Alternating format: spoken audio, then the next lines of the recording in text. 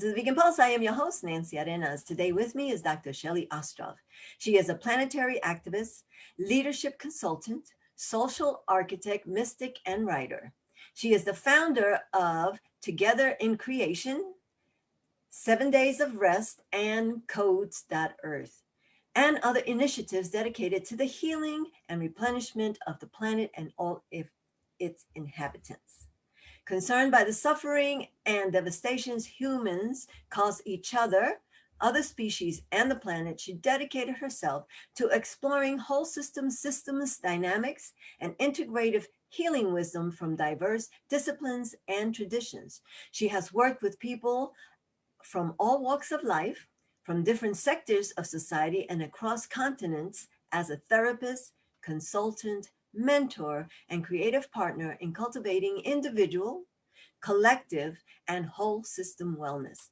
Through ongoing research and practice, she has developed a unique holistic approach to human and whole system healing and transformation that includes involving blueprints for a new form of holistic, health-oriented global eco-governance. Stick around. I'd like to introduce her to you. Mhm. Hi, Shelley. How are you? Hi, Nancy. Good. How are you? I'm doing wonderful and feel excited and inspired to talk to you today. Thank you. I have an excerpt from one of your websites. We, citizens of Earth, unite in love and concern for our planetary home and all its inhabitants. We come together as one humanity across national, cultural, and ideological boundaries to restore the well-being of all life on Earth. Now, this is your mission, and I would like you to tell our viewers about that. But before you go into that, tell me how you came to veganism. Hmm. I think the journey started from quite a young age. I was probably around 17 when I started understanding what I was eating, and which is a while back.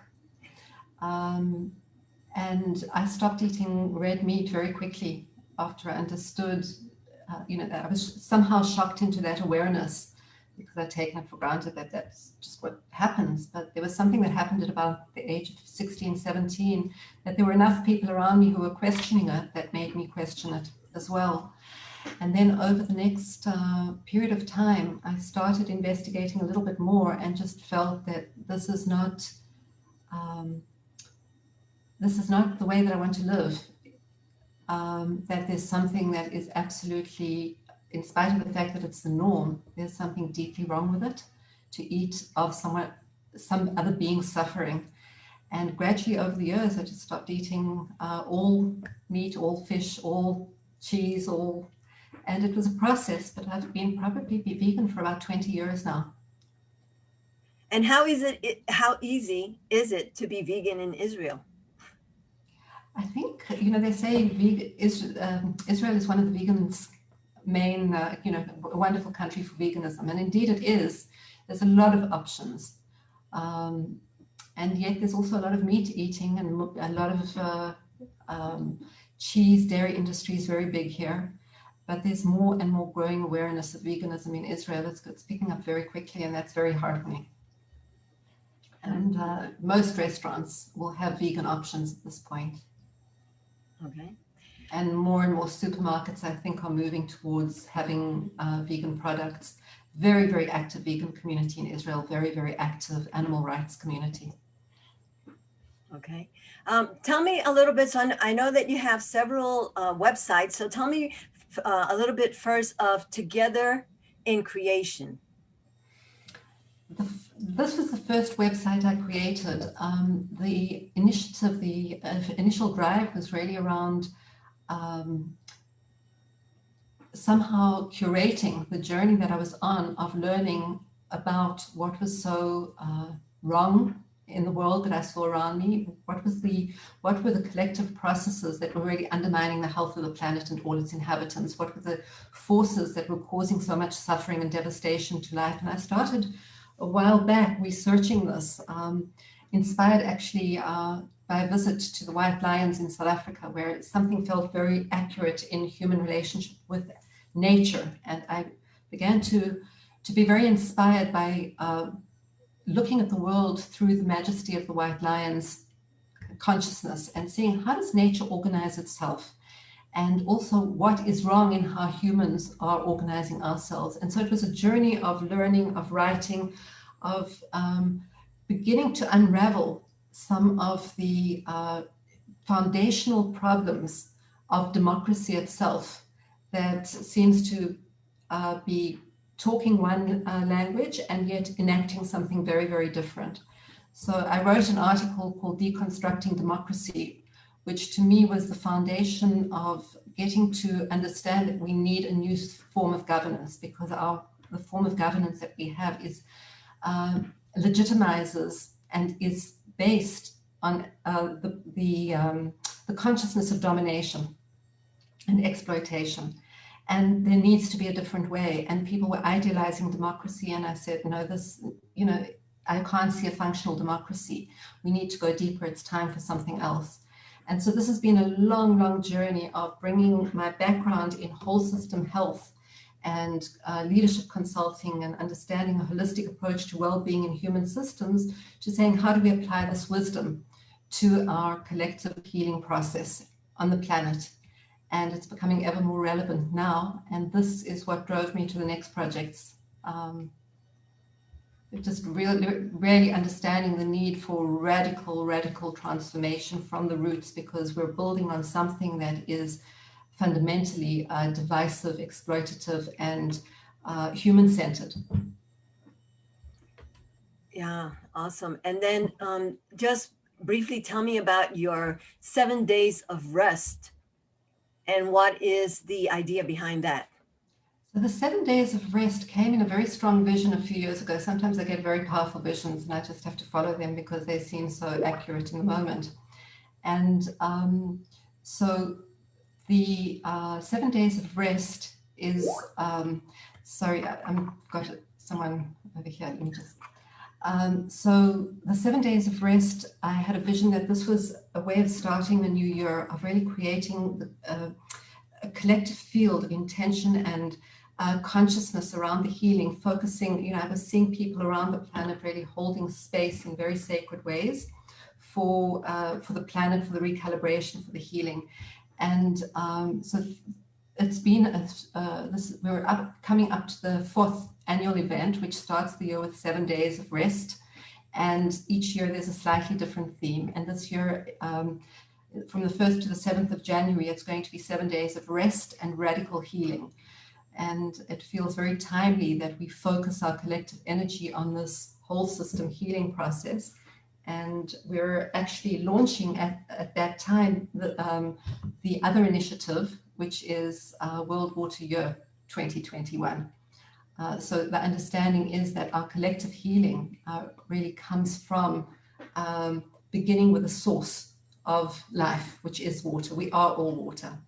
So at the beginning of the year, this year, when COVID broke out, I was recognizing that there was a real opportunity for the radical change that we need, because suddenly we were beginning as a whole system to recognize just how far we are from our, how far we've come from the laws of life and how damaging we are to the system, and that we're all vulnerable.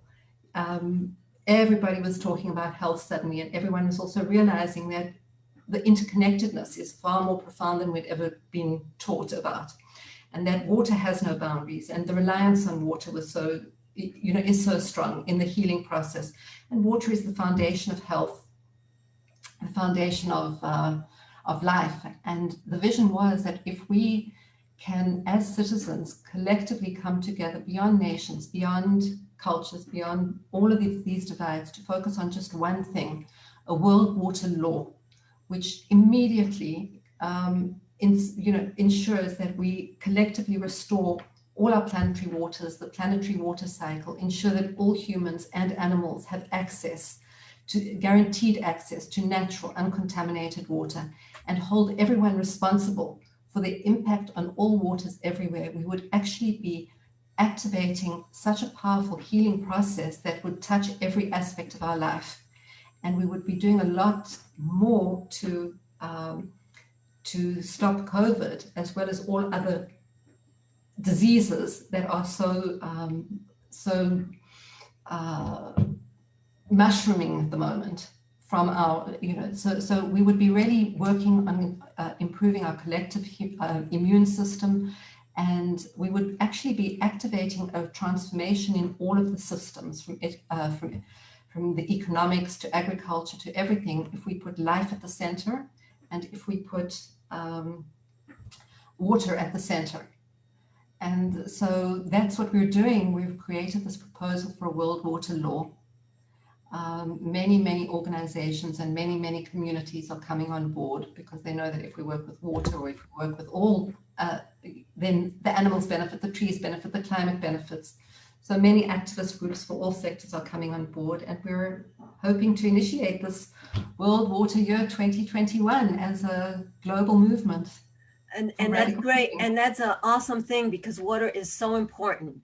I mean, you can go, I forget how many days, 7 days or so without eating. But if you go, I think it's 2 or 3 days without water, you're done.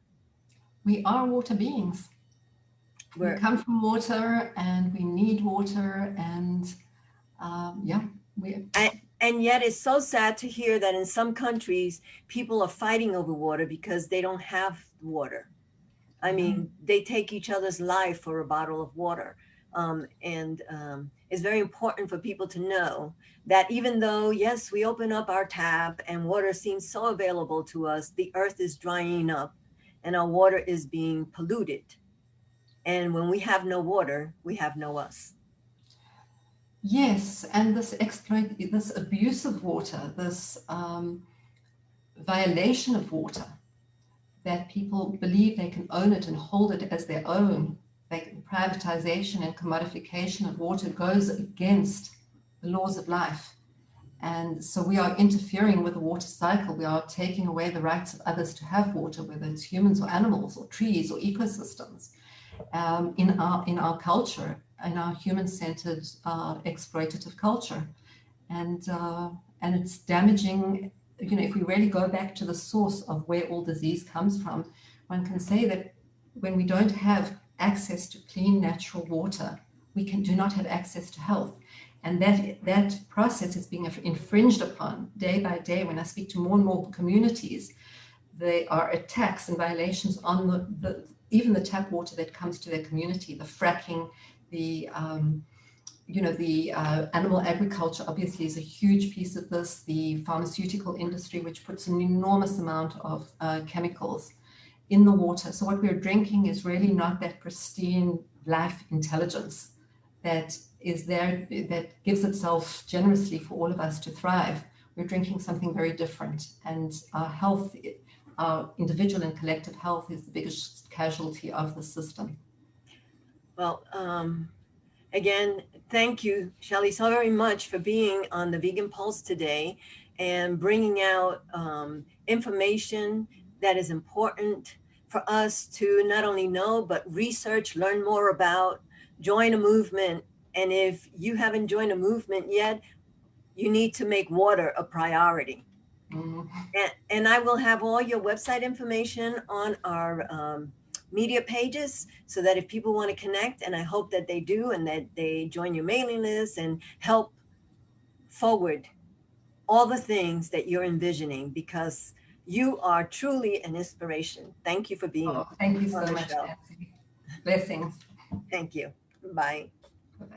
Thank you for joining us in another episode of the Vegan Pulse. I am your host, Nancy Arenas. Please remember to follow us on Facebook, give us a like, check out our blog, and subscribe to our YouTube channel. If you have a pulse, you have a purpose. Live vegan.